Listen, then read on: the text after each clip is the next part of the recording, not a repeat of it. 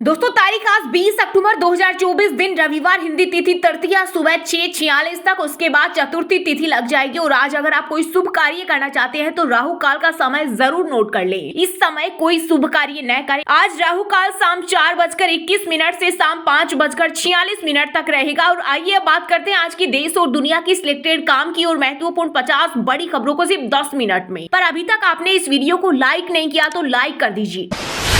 दोस्तों सबसे पहले तो आप सभी देशवासियों को करवा चौथ की हार्दिक शुभकामनाएं। धार्मिक मान्यताओं के अनुसार करवा चौथ का व्रत अखंड सौभाग्य के लिए रखा जाता है। माना जाता है कि इस व्रत को विधि पूर्वक रखने से पति की आयु लंबी होती है। आज करवा चौथ पर चंद्रोदय का समय शाम 7:54 बताया जा रहा है। दोस्तों आज की इस बुलेटिन में हम बात करेंगे करवा चौथ पर मोदी सरकार की 10 बड़ी घोषणाओं की। राहुल गांधी ने महिलाओं पर दिए बड़े बयान की। महाराष्ट्र में एनडीए के बीच सीट बंटवारे की। सुप्रीम कोर्ट ने मोदी सरकार को लगाई फटकार की। बात करेंगे ईवीएम मुद्दे पर लड़ पड़े कांग्रेस बीजेपी नेताओं की। राहुल गांधी ने आदिवासियों को लेकर दिए बड़े बयान की। सलमान खान के पिता ने लॉरेंस से मांगी माफी की। साथ ही बात करेंगे लगातार फ्लाइटों को बम से उड़ाने की मिल रही धमकियों की। और वीडियो के अंत में हम बात करेंगे हिंदू मंदिरों पर हमलों से भड़के विश्व हिंदू परिषद की। पीएम मोदी ने दिल्ली के अंबेडकर इंटरनेशनल सेंटर में नेशनल लर्निंग वीक का किया उद्घाटन। इसमें 30 लाख से ज्यादा सिविल सर्वेंट लेंगे हिस्सा। हर एक को 4 घंटे की ट्रेनिंग जरूरी। इसका मकसद सिविल सर्वेंट के लिए पर्सनल और ऑर्गेनाइजेशनल स्किल डेवलपमेंट को नई दिशा देना है। 20 लीटर पानी की बोतल, साइकिल सस्ती होंगी। ग्रुप ऑफ मिनिस्टर ने 13% तक जीएसटी घटाने की सिफारिश की। जूते, घड़ियां 10% महंगी हो सकती है। हमारे परिवार ने आज तक एक कॉकरोच भी नहीं मारा। धमकियों से हमारी आजादी छीन गई। एक्टर सलमान के पिता सलीम खान बोले, मेरे बेटे ने काले हिरण का शिकार नहीं किया, माफी मांगने की कोई वजह नहीं। वहीं लॉरेंस की धमकी पर कहा, मकसद सिर्फ फिरौती। जम्मू कश्मीर को पूर्ण राज्य का दर्जा देने के प्रस्ताव को उपराज्यपाल मनोज सिन्हा ने दी मंजूरी। उप मुख्यमंत्री उमर अब्दुल्ला 2 दिन में पीएम मोदी से मिलेंगे। वहीं डिप्टी सीएम सुरेंद्र कुमार बोले, केंद्र को अपना वादा पूरा करना चाहिए और राज्य का दर्जा बहाल करना चाहिए, यह हमारा अधिकार है। झारखंड विधानसभा चुनाव में 70 सीटों पर मिलकर लड़ेगी कांग्रेस और जेएमएम। वहीं आरजेडी को 7 सीटें, बाकी बची हुई 4 सीटों पर अभी नहीं हुआ फैसला। विदेशों में 13,000 की फौज, भारत में गृह युद्ध, इस्लामिक स्टेट की स्थापना मेन मकसद। पीएफआई को लेकर ईडी ने किए चौंकाने वाले खुलासे। कहा, प्रतिबंधित संगठन पीएफआई भारत में गृह युद्ध शुरू करना चाहता था। इसके लिए सिंगापुर समेत विदेशों में 13,000 से ज्यादा सक्रिय सदस्यों की संख्या बनाई है। महिलाएं दफ्तरों में सिंबॉलिक पद नए ले। दिल्ली में शक्ति अभियान की मीटिंग में बोले राहुल गांधी। साथ ही कहा, महिलाओं को अपने हक के लिए लड़ना चाहिए और बड़े पदों की मांग करनी चाहिए। आजकल सिर्फ विचारधारा की लड़ाई होती है। महाराष्ट्र में एनडीए के बीच विधानसभा चुनाव को लेकर सीट शेयरिंग फाइनल। दिल्ली में केंद्रीय गृह मंत्री अमित शाह के आवास पर 2 घंटे चली बैठक। बीजेपी 155, शिवसेना शिंदे 78 और एनसीपी अजीत गुट 55 सीटों पर लड़ेंगे चुनाव।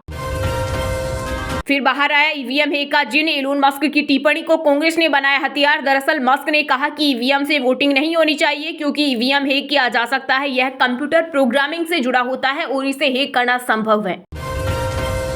एआई से मिलिट्री ऑपरेशन में क्रांति की क्षमता। रक्षा मंत्री राजनाथ सिंह बोले, आर्टिफिशियल इंटेलिजेंस के पास decision making system. Military leaders में जियो पॉलिटिक्स की समझ जरूरी। केरल की वायनाड लोकसभा सीट से उपचुनाव के लिए 23 अक्टूबर को नामांकन दाखिल करेगी कांग्रेस महासचिव प्रियंका गांधी। इस दौरान भाई राहुल भी होंगे साथ।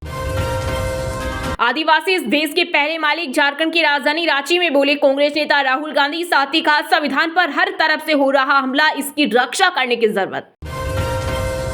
दंगाइयों की ठुकाई जरूरी। बहराइच एनकाउंटर पर बीजेपी नेता मुख्तार अब्बास नकवी ने दिया जवाब। बोले, बलवाइयों की कुटाई और दंगाइयों की ठुकाई समाज की सुरक्षा के लिए जरूरी। महाराष्ट्र चुनाव से पहले एनडीए में दरार। सीट शेयरिंग को लेकर गठबंधन में मचा घमासान। उद्धव ठाकरे ने नसीहत देते हुए कहा कि परिस्थितियों को टूटने की कगार पर नहीं पहुंचने देना चाहिए।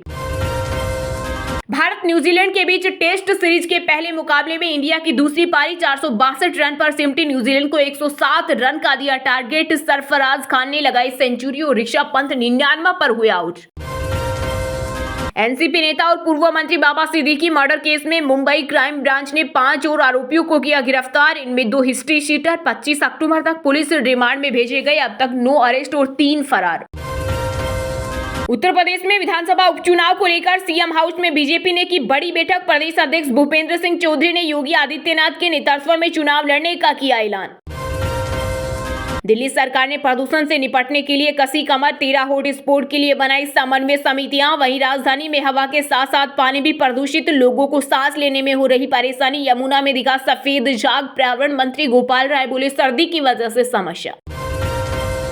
धमकियों के बीच अभिनेता सलमान खान ने फिर से शुरू किया अपने रियलिटी शो बिग बॉस 18 की शूटिंग। वीकेंड का वार किया होस्ट, घर वालों को किया रोस्ट, प्रोमो आया सामने। नोएडा वासियों के लिए अच्छी खबर, जेवर एयरपोर्ट से पहले दिन जुड़ेंगे देश के 25 शहर। विदेश जाने के लिए भी 3 फ्लाइट। डीजीसीए ने जारी किया प्रमाण पत्र। 15 नवंबर से 15 दिसंबर के बीच बिना यात्रियों के शुरू होगा फ्लाइट ट्रायल। विधानसभा चुनाव से एक पहले झारखंड के डीजीपी अनुराग कुमार गुप्ता पर गिरिराज इलेक्शन कमीशन ने गुप्ता के खिलाफ कई तरह की शिकायतें मिलने के बाद तुरंत हटाने के दिए निर्देश। जम्मू कश्मीर के पूंछ में सुरक्षा बलों ने 2 हाइब्रिड आतंकियों को किया गिरफ्तार। 3 ग्रेनेड और 1 पिस्तौल की बरामद। मंदिर अस्पताल में हमला करने वाले थे। मनी लॉन्ड्रिंग केस में आईएएस संजीव हंस गिरफ्तार। ईडी ने दिन भर छापेमारी के बाद पटना में सरकारी आवास से किया अरेस्ट। जांच एजेंसी ने बनाई हंस के धंधे की लिस्ट। हिमाचल में 95 करोड़ का रिसोर्ट और दिल्ली में 10 करोड़ का फ्लैट। त्योहारी सीजन में डीएमआरसी की यात्रियों के लिए राहत की खबर। दिल्ली मेट्रो चलाएगी अतिरिक्त ट्रेन। साथ ही भीड़ भाड़ और वायु प्रदूषण को कम करने के लिए लोगों से की सार्वजनिक परिवहन चुनने की अपील। जम्मू कश्मीर विधानसभा के प्रोटेम स्पीकर नियुक्त हुए नेशनल कॉन्फ्रेंस के विधायक मुबारक गुल 21 अक्टूबर को नव निर्वाचित विधायकों को दिलाएंगे शपथ। वहीं स्पीकर की रेस में अब्दुल रहीम सबसे आगे। महाराष्ट्र में समाजवादी पार्टी के मुखिया अखिलेश यादव ने एमवीए गठबंधन को दिया झटका। शिवाजी नगर समेत 4 सीटों पर किया उम्मीदवारों का ऐलान। एसपी सांसद अबू आजमी बोले एमवीए में सिर्फ 19 सीटों की मांग, जिस पर सपा मजबूत और चुनकर आने की ताकत रखती है। इंडिया गठबंधन की झारखंड में बातचीत आखिरी चरण में। जेएमएम बोली बीजेपी को कोई समर्थन नहीं, इंडिया गठबंधन बरकरार है और हेमंत सोरेन के पक्ष में समर्थन की भारी लहर है। सिनेमा स्टार एवं बीजेपी सांसद कंगना रनौत अभिनीत विवादास्पद फिल्म इमरजेंसी का पंजाब में तगड़ा विरोध। शिरोमणि गुरुद्वारा प्रबंधक कमेटी ने कहा राज्य में बिल्कुल भी नहीं होने देंगे रिलीज। जूनियर के प्रति भी शिष्टाचार बरतें सीजीआई। डीवाई चंद्रचूड़ बोले मैंने सुप्रीम कोर्ट को लोगों की अदालत बनाने का प्रयास किया। बार और बेंच एक दूसरे के पूरक। फेस्टिवल सीजन के दौरान इस हफ्ते सोने चांदी में रही तेजी। आईबीजे की वेबसाइट के अनुसार सोना 1787 रुपए बढ़कर 77,410 रुपए पर पहुंचा। वहीं चांदी 52,283 रुपए प्रति किलो बिक रही। हरियाणा में सीएम नायब सैनी के नेतृत्व में बिना पर्ची खर्ची मिली नौकरी। राज्य में 12 दिन पहले मनी दिवाली। केथल के डीग गांव में 55 बच्चों ने पाई सरकारी नौकरी। वहीं फतेहाबाद के गांव धांगड़ में मजदूर की बहू बनी सिपाही और बेटा बना क्लर्क तो रो पड़ी मां। बीजेपी और एनसी खेल रहे लुका छिपी का गेम। ये दोनों मिले हुए हैं। बारामूला से सांसद इंजीनियर रशीद ने आर्टिकल 370 को लेकर उमर सरकार को घेरा। कहा जम्मू कश्मीर में सत्तारूढ़ नेशनल कॉन्फ्रेंस अपने सैद्धांतिक रूप से भटक रही। पंजाब में जल रही पराली। सीएम भगवंत मान ने पीएम मोदी पर कसा तंज। कहा प्रधानमंत्री यूक्रेन युद्ध रुकवा सकते हैं तो पराली का धुआं क्यों नहीं। देश भर में शनिवार को बम की धमकी के बाद 20 फ्लाइट की इमरजेंसी लैंडिंग। 6 दिन में 40 से ज्यादा विमानों को झूठी धमकियां। अब तक 80 करोड़ का हुआ नुकसान। एयरलाइंस ने कहा यात्रियों की सुरक्षा प्राथमिकता। यूपी उपचुनाव में सपा प्रमुख अखिलेश यादव की करहल सीट पर बसपा ने अवनीश कुमार साके को बनाए उम्मीदवार। कुंदरकी से रफत उल्लाह को मिला टिकट। जिस दिन सत्ता में आ गया उस दिन जाति को गाली देने वालों को न तो राजनीति करने दूंगा और न ही किसी पार्टी से चुनाव लड़ने का टिकट मिलेगा। बिहार में जातिगत नफरत फैलाने वालों पर भड़के पूर्णिया से सांसद पप्पू यादव। पंजाब में धान खरीद नहीं होने से गुस्से में किसान। चंडीगढ़ में मंत्रियों विधायकों के घर का किया घेराव। ट्रेन रोककर किया विरोध प्रदर्शन। रूस यूक्रेन जंग को लेकर मोदी फिक्रमंद। हम उनके आभारी। राष्ट्रपति पुतिन बोले जब भी बातचीत होती है वे इस मुद्दे को उठाते हैं। साथ ही बॉलीवुड फिल्मों की तारीफ की। बिहार विधानसभा उपचुनाव में पूर्व मुख्यमंत्री जीतन राम मांझी की बहू की राजनीति में हुई एंट्री। इमामगंज सीट से दीपा मांझी बनी उम्मीदवार। तेलंगाना में हिंदू मंदिरों पर हमलों से भड़का विश्व हिंदू परिषद। राज्यव्यापी आंदोलन का किया ऐलान। कांग्रेस सरकार को आड़े हाथों लिया और लापरवाही का लगाया आरोप। पाकिस्तान क्रिकेट बोर्ड ने चैंपियंस ट्रॉफी 2025 को लेकर बीसीसीआई को दिया एक प्रपोजल। पीसीबी ने कहा कि टीम इंडिया अपना हर मैच खेलकर भारत लौट सकती है। इसमें पाकिस्तान बोर्ड करेगा मदद। बिहार में जन सुराज पार्टी के संयोजक प्रशांत किशोर की सभा में हुआ हंगामा। विधानसभा उपचुनाव में प्रत्याशियों के चयन को लेकर कार्यकर्ताओं ने काटा बवाल। बम की धमकी। आज 30 फ्लाइट की इमरजेंसी लैंडिंग। 6 दिन में 50 विमानों में बम की धमकियां। सरकार ने एयरलाइंस सीईओएस के साथ बैठक की। सुप्रीम कोर्ट ने झारखंड की सोरेन सरकार पर लगाया 1 लाख का जुर्माना। कहा राज्य सरकार और पीएसयू की बेकार याचिकाओं से ऊब चुके अधिकारी इसके जिम्मेदार। उपचुनाव। 8 राज्यों की 25 सीटों पर भाजपा उम्मीदवार घोषित। वायनाड लोकसभा सीट पर प्रियंका के खिलाफ नव्या हरिदास चुनाव लड़ेगी। मनी लॉन्ड्रिंग मामले में मैसूर अर्बन डेवलपमेंट अथॉरिटी के ऑफिस में ईडी की छापेमारी। कमिश्नर और स्पेशल लैंड एक्विजिशन ऑफिस की तलाशी। मंत्री बी सुरेश बोले छापेमारी नहीं, दस्तावेज मांगने आई थी। गडकरी बोले खराब सड़क पर लोग हमें टोकते हैं। केंद्रीय मंत्री ने कहा हमें डिस्क्रेडिट भी मिलता है। गलत रोड प्लानर को पद्मश्री मिलना चाहिए। बेंगलुरु टेस्ट। न्यूजीलैंड को 107 रन का टारगेट। भारत दूसरी पारी में 462 रन पर ऑल आउट। सरफराज की सेंचुरी। पंत 99 पर आउट। तमिलनाडु में राज्यपाल RN रवि की मौजूदगी में तमिल गान में द्रविड़ शब्द छूटा। सीएम स्टालिन बोले केंद्र राज्यपाल को वापस बुलाएं। वहीं गवर्नर ने कहा घटिया हरकत। राहुल गांधी बोले 50% आरक्षण को हम तोड़ देंगे। झारखंड की 70 सीटों पर मिलकर लड़ेगी कांग्रेस। जेएमएम राजद को 7 सीटें ऑफर की। 5 लाख नौकरी देने के नाम पर आए थे सत्ता में, अब छीन रहे रोजगार। हिमाचल के पूर्व मुख्यमंत्री और नेता प्रतिपक्ष जयराम ठाकुर ने सुखू सरकार पर चुनावी वादे पूरे न करने का लगाया आरोप। हरियाणा में नई सरकार के शपथ ग्रहण के बाद एससी आरक्षण में वर्गीकरण का फैसला लागू। कोटे में मिलेगा कोटा। सेनी सरकार के इस फैसले से वंचित रह गए वर्गों को होगा फायदा। वहीं बसपा प्रमुख मायावती भड़की। कहा दलितों को बांटने का षड्यंत्र। मैं धोखेबाज नहीं, वापसी करूंगा। फाइनेंशियल क्राइसिस से जूझ रही एडटेक कंपनी बायजूस के फाउंडर रविंद्रन बोले नेटवर्थ जीरो हुई, इसके लिए बड़े निवेशक जिम्मेदार। उन्होंने साथ छोड़ा इसलिए हालत बिगड़े।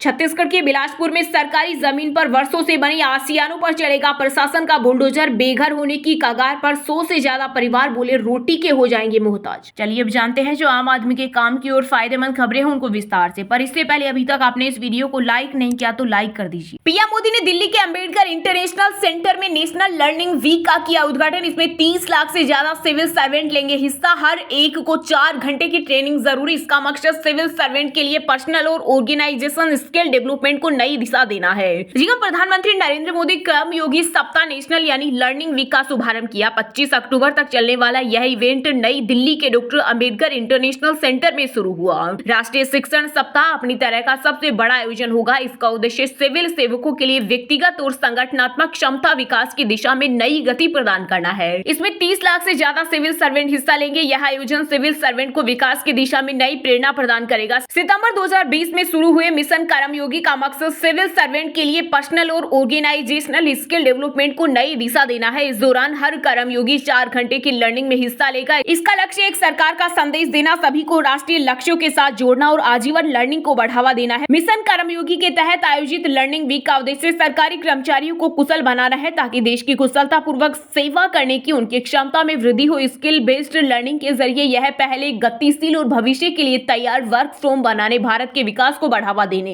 और शासन को बदलने पर केंद्रित है। इसमें शामिल होने वाले प्रतिभागी आई गुड मॉड्यूल और मशहूर व्यक्तियों के वेबिनार, व्याख्यान, मास्टर क्लास के जरिए ये घंटे पूरे कर सकते हैं। इस दौरान कार्यक्रम के वक्ता अपने क्षेत्रों से जुड़े विषयों पर जानकारी देंगे। साथ ही सिविल सर्वेंट को असरदार तरीके से नागरिक केंद्रित सेवा वितरण की दिशा में काम करने में मदद करेंगे। वहीं इस दौरान मंत्रालय, विभाग और संगठन डोमेन स्पेसिफिक कैपेसिटी को बढ़ाने के लिए सेमिनार और वर्कशॉप भी आयोजित करेंगे। महिलाएं दफ्तरों में सिंबॉलिक पद न ले, दिल्ली में शक्ति अभियान की मीटिंग में बोले राहुल गांधी। साथ ही कहा महिलाओं को अपने हक के लिए लड़ना चाहिए और बड़े पदों की मांग करनी चाहिए। आजकल सिर्फ विचारधाराओं की लड़ाई होती है। जी हां, कांग्रेस नेता राहुल गांधी ने दिल्ली में शक्ति अभियान की मीटिंग में महिलाओं को संबोधित किया। इस दौरान उन्होंने कहा कि महिलाओं को ऑफिस में केवल महिला संख्या दिखाने वाले सिंबॉलिक पद स्वीकार नहीं करने चाहिए, उन्हें अपने हक के लिए लड़ना चाहिए और बड़े पदों की मांग करनी चाहिए। राहुल गांधी ने महिलाओं से कहा आज की राजनीति में केवल पॉलिटिकल पार्टियों की ही लड़ाई लड़ाई नहीं होती, बल्कि आज की राजनीति अलग अलग विचारधारा की लड़ाई बन गई है। उन्होंने कहा कि आज राजनीति में लड़ाई सिर्फ सत्ता के लिए नहीं बल्कि लीडरशिप के लिए भी है। राहुल ने मीटिंग में कहा कि इंदिरा फेलोशिप जमीनी स्तर की महिला नेताओं के एक मजबूत नेटवर्क को खड़ा करने में मदद कर रहा है, साथ ही महिलाओं को समान अधिकार दिलाने के लिए भी काम कर रहा है। कांग्रेस नेता ने कहा, मैं हमेशा से महिलाओं के समान अधिकार, शिक्षा, रोजगार और समान अवसर वाली सोच के साथ खड़ा रहता हूं। दरअसल शक्ति अभियान महिलाओं का एक संगठन है, इसमें अलग अलग क्षेत्र में अच्छा प्रदर्शन करने वाली महिलाएं शामिल होती है। यह मीटिंग आज भी जारी रहेगी। कांग्रेस ने इंदिरा फेलोशिप कार्यक्रम के तहत शक्ति अभियान की शुरुआत की है। इसका लक्ष्य महिलाओं को सशक्त बताते हुए राजनीति समेत इलेक्ट्रिक ऑफिस में उन्हें 50% की हिस्सेदारी दिलाना, साथ ही पंचायत और नगर पालिका में पदों के लिए चुनाव लड़ने के लिए महिलाओं को तैयार करना भी इसका लक्ष्य है। यह अभियान पूर्व प्रधानमंत्री इंदिरा गांधी को समर्पित है। इसमें महिला नेताओं के लिए वित्तीय और प्रशासनिक सहायता के साथ महिलाओं की सुरक्षा और सम्मान की भी मांग की गई। फिर बाहर आया ईवीएम हैक का जिन। एलोन मस्क की टिप्पणी को कांग्रेस ने बनाया हथियार। दरअसल मस्क ने कहा कि ईवीएम से वोटिंग नहीं होनी चाहिए क्योंकि ईवीएम हैक किया जा सकता है। यह कंप्यूटर प्रोग्रामिंग से जुड़ा होता है और इसे हैक करना संभव है। जी हां, हरियाणा और जम्मू कश्मीर में विधानसभा चुनाव संपन्न हो चुके हैं। अब महाराष्ट्र और झारखंड में अगले महीने विधानसभा चुनाव होने हैं। हाल ही में आए हरियाणा विधानसभा चुनाव के नतीजों के बाद एक बार फिर से ईवीएम पर सवाल उठे हैं। कांग्रेस लगातार इसे लेकर चुनाव आयोग पर हमला बोल रही है। हालांकि चुनाव आयोग ईवीएम में गड़बड़ी के कांग्रेस आरोपों को खारिज कर रही है। बीजेपी भी इन्हें गलत बता रही है, लेकिन इन सब के बीच दुनिया के सबसे अमीर शख्स और स्पेस एक्स के सीईओ एलोन मस्क की तरफ से ईवीएम को लेकर दिए बयान ने इस मुद्दे को फिर से नई हवा दी है। एलोन मस्क ने कहा, मैं एक टेक्नीशियन हूं और मैं बस इतना कहना चाहता हूं कि ईवीएम से वोटिंग नहीं होनी चाहिए क्योंकि ईवीएम हैक किया जा सकता है। ईवीएम कंप्यूटर प्रोग्रामिंग से जुड़ा होता है और इसे हैक करना संभव है। उनका यह बयान इसलिए मायने रखता है क्योंकि वह लगातार वैज्ञानिकों के साथ अलग अलग प्रोजेक्ट पर काम करते रहते हैं। वहीं एलोन मस्क के बयान के बाद अब कांग्रेस ने फिर से इस मुद्दे को सोशल मीडिया पर उठाना शुरू कर दिया है। कांग्रेस के कुछ नेताओं ने एक्स पर लिखा, ईवीएम हैक किया जा सकता है। अब बताइए, क्या एलोन मस्क भी गलत बोल रही हैं? इससे पहले इसी साल जून में एलोन मस्क ने कहा था कि ईवीएम हैक हो सकता है। तब लोकसभा चुनाव चल रहा था। तब कांग्रेस ने इसे मुद्दा बनाया तो बीजेपी की तरफ से चंद्रशेखर ने बयान दिए कि हमारे यहाँ इंटरनेट कनेक्टेड ईवीएम नहीं है जिससे आप इसे हैक कर सकते हैं। अगर यह इंटरनेट कनेक्ट होता तो हैक हो सकता है। तब यह मामला दब गया था, लेकिन एक बार फिर से ईवीएम हैकिंग का जिन बाहर आ चुका है।